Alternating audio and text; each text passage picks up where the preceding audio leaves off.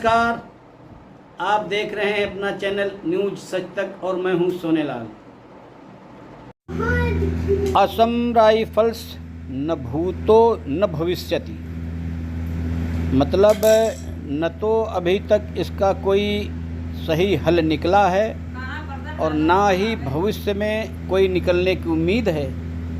इस विषय पर चर्चा करने के लिए हमने कुछ आर्मी ऑफिसर्स और कुछ असम राइफल्स के ऑफिसर्स जिन्होंने बहुत दिनों तक अपनी सेवाएं दी, उनके विचारों को मैंने इस अंक में समाहित करने की कोशिश की है और ये संभवतः 3 या 4 कड़ियाँ होंगी इसकी, और उम्मीद है कि 3 या 4 कड़ियों में मैं उनके सबके विचारों को इस अंक में समाहित करने की कोशिश करूँगा कि उनके असम राइफल्स के भविष्य के प्रति क्या विचार हैं। ये जानने के लिए आप चैनल देखते रहिए, जल्दी ही ये सब चीज़ें आपके सामने होंगी।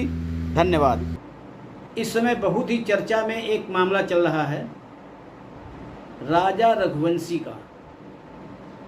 राजा रघुवंशी की शादी हुए महज 1 हफ्ता हुए थे और 1 सप्ताह के बाद ही उसकी जो है शुरू भी नहीं हुई थी गृहस्थी और उसका अंत हो गया। अंत भी ऐसा जैसा किसी का ना हो। उसकी अपनी पत्नी, जिससे भी 10 दिन पहले उसकी शादी हुई थी, और उसी ने उसका कत्ल करवा दिया खड़े खड़े। और जब कत्ल करवाना था तो कहती है मारो इसको, मारो इसे।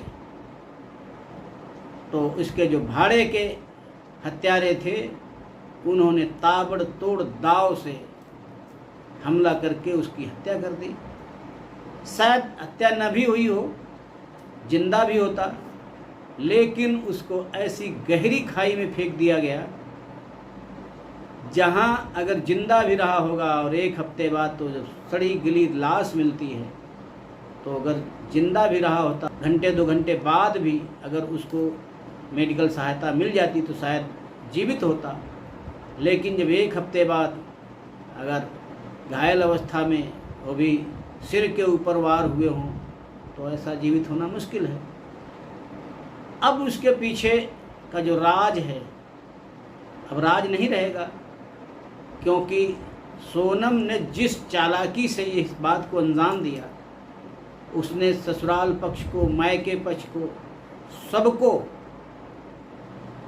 अंधेरे में रखने की कोशिश की, लेकिन उसकी कोशिश कामयाब नहीं हुई। कहते हैं अपराधी कोई न कोई अपना ऐसी पहचान छोड़ जाता है जिससे वो फंस जाता है। सोनम ने हत्या करने के बाद जब उन 3 हत्यारों के साथ में अलग अलग जगहों पर बातचीत की और वो सीसीटीवी में कैद हो गया। अगर सीसीटीवी में न कैद हुआ होता तो शायद ये राज ही रहता। अब जब उसने सरेंडर किया गाज़ीपुर में, और उस समय सरेंडर किया जब देखा कि पूरी तरीके से राज खुल गया है और हत्यारे पकड़े जा चुके हैं। 8 जून को हत्यारों तक पुलिस पहुंच गई थी और 9 जून को ये भी पकड़ी गई। और अब जब शिलोंग में भी आज इस समय शायद उसकी पेशी हो रही होगी, वो पेशी के बाद में पुलिस रिमांड पर लेगी, और रिमांड पर लेने के बाद में इन कातिलों से, जिसमें मुख्य रूप से मुख्य साजिशकर्ता सोनम रघुवंशी है, उसकी बाकी जो 4 लोग हैं उनकी आमने सामने जब मुलाकात कराई जाएगी, तब और पूरी जो बातें हैं खुल कर के सामने आएंगी। खुल कर के आना कुछ भी नहीं बचा है, अब पुलिस की कार्यवाही रह गई है, क्योंकि जिस प्रकार से सबूत पुलिस के हाथ लगे हैं और उन हत्यारों ने अपना जुर्म कबूल भी कर लिया है, तो उससे अब इनका बचना बहुत ही मुश्किल है। ये पहली घटना नहीं है, इसके पहले भी उत्तर प्रदेश में ही कई और घटनाएं हो चुकी हैं जहाँ पर पत्नियों ने अपने पतियों को मौत के घाट उतारा है। लोग भूले नहीं होंगे मेरठ का वो कांड जिसमें पति विदेश में नौकरी कर रहा होता है और यहाँ पर जो उसकी पत्नी रह रही है अपनी बेटी के साथ में, वो दूसरे व्यक्ति के साथ में एंगेज हो जाती है और उसके बाद में जब वो छुट्टी पर आता है तो उसका कत्ल कर दिया जाता है। कत्ल कर देना ही नहीं, कत्ल के बाद में उसको टुकड़ों में काट काट के नीले ड्रम में भर करके और उसके ऊपर से गीली सीमेंट भर दी जाती है, यानी उसको जाम कर दिया जाता है उसके अंदर ताकि जल्दी सुराग न लग पाए। लेकिन जब अपराध खुलता है तो सात समंदर पार हो, चाहे सातवें आसमान में हो, चाहे पाताल में हो, पुलिस अपराधी तक पहुंच ही जाती है। एक और घटना मेरठ में ही हुई थी। एक पति पत्नी ठीक ठाक अपने रह रहे थे और उसमें एक दूसरे व्यक्ति की एंट्री होती है और एंट्री होने के बाद में साजिश रची जाती है कि पति को ऐसा किया जाएगा कि लोगों को लगे कि इसको सांप ने काटा है, सांप काटने से इसकी मौत हुई है। लेकिन उसमें भी पुलिस को कामयाबी हाथ लगी और उस केस को पुलिस ने सुलटा लिया। उसमें पत्नी ने क्या किया कि शाम को अपने पति को खाने में नशीली दवाइयाँ मिलाती है और उसके बाद पत्नी और प्रेमी मिल करके उसकी गला दबाकर हत्या कर देते हैं। और हत्या करने के बाद में पहले से प्लानिंग थी, प्रेमी एक बाहर से सांप लेके आता है और सांप को उसके पाँव के नीचे, डेड बॉडी के पाँव के नीचे दबा देता है और कई जगह सुई के निशान बना देता है जिससे लोगों को लगे कि यहाँ पर सांप ने काटा है और लोग ये समझें कि सांप काटने से मौत हुई है।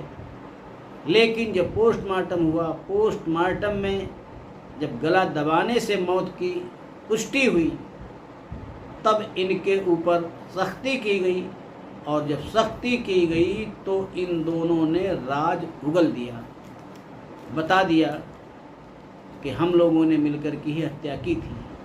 तो ऐसी कई घटनाएं हमारे समाज में हो रही हैं। ये समाज हमारा कहाँ जा रहा है समझ में नहीं आ रहा है। ऐसी घटनाएं पहले छुटपुट सुनने को मिलती थी, जब किसी वजह से पति पत्नी की हत्या कर देता था, वो भी कई सालों बाद में। ऐसा नहीं होता था कि अब तो ये सीरीज चल निकली है किलिंग की और वो भी पत्नियां अपने पतियों को बेरहमी से मार रही हैं, अपनी प्रेमी से मिलकर के मार रही हैं, कभी कभी खुद मार रही हैं। और ये जो है नया ट्रेंड जो समाज के लिए बहुत ही घातक साबित होगा। ऐसा ही एक मामला आगरा का मार्च महीने की बात है, जब जितेंद्र नाम के एक कारोबारी, इनका बांस बल्ली का व्यवसाय था, किसी काम के लिए शाम को घर से निकले लेकिन वो लौट करके वापस नहीं आए और उनकी लाश आगरा से 60 किलोमीटर दूर मथुरा ज़िले के फरज नामक जगह पर मिलती है। और जहाँ पर पुलिस ने जब स्थानीय लोगों से उसकी शिनाख्त करवाने की कोशिश की तो शिनाख्त नहीं हो पाई, तो पुलिस ने सबको पोस्टमार्टम के लिए भेज दिया। इस बीच पता चला, अखबार में छपी थी घटना, तो उनके किसी रिश्तेदार ने अखबार को पढ़ा, उनको शंका हुई क्योंकि कल से जितेंद्र भी गायब हैं, तो हो सकता है कि हो न हो उनके साथ कोई अनहोनी हो गई हो। लोगों ने जा कर के जब मथुरा में पता किया तो पता चला कि वो लाश जितेंद्र की थी। हालांकि उनकी पत्नी ने इस मामले में रिपोर्ट दर्ज कराई थी कि गुम हो गए हैं, लेकिन जब ये लाश मिली, लाश के बाद में पुलिस ने अपनी जांच शुरू की तो पता चला कि जितेंद्र की पत्नी का किसी एम्बुलेंस ड्राइवर से अफेयर था और उसके चलते उसने अपने पति को रास्ते से हटाने की ठानी और उसको आल्टो कार में बिठाया।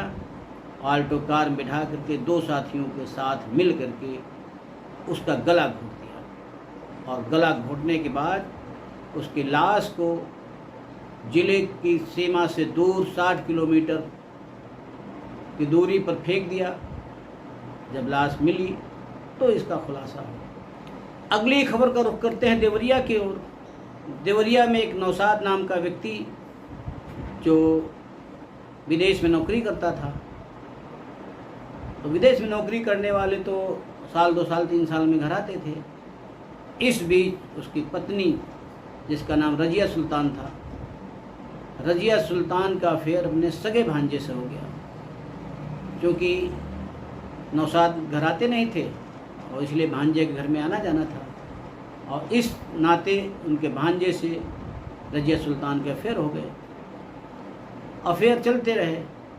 जब नौशाद छुट्टी पे आए तो इनको पता चला कि मामला गड़बड़ है, तो इन्होंने इन दोनों पर सख्ती करनी शुरू की और ये उसकी पत्नी और उसके भांजे को नागवार गुजरा और उन्होंने उसको रास्ते से हटाने की ठान ली। और इसमें भी दोनों ने पहले हत्या की। शाम को सोते समय जहरीला पदार्थ खिलाया, अचेत अवस्था में सो गया। जब सो गया तो उसके टुकड़े टुकड़े करके ट्रॉली बैग में भर के और करीब 60 किलोमीटर दूर उन्होंने फेंक दिया।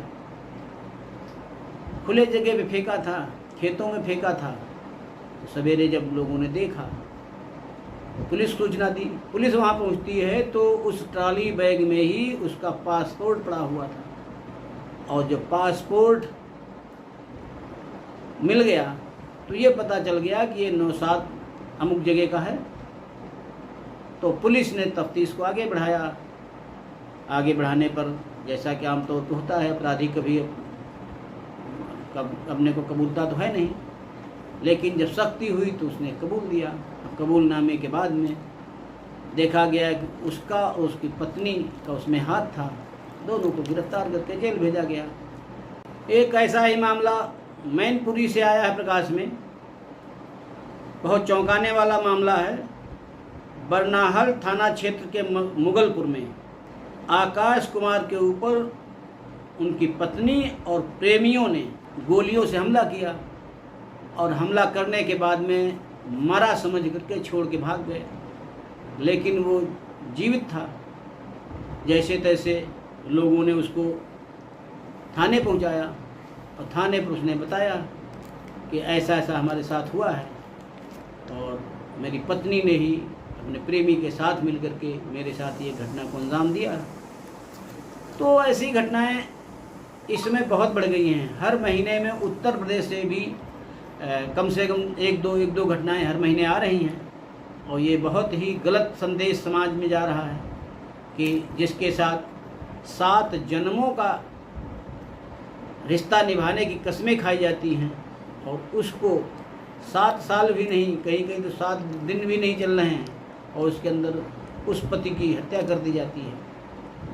और इसमें अभी तक देखा जाता था कि पत्नियों के ऊपर होते थे इल्ज़ाम, लेकिन इस समय परिस्थितियाँ ऐसी हो गई हैं कि पतियों के ऊपर हमले हो रहे हैं। पत्नियाँ जो है पतियों को रास्ते से हटा रही हैं।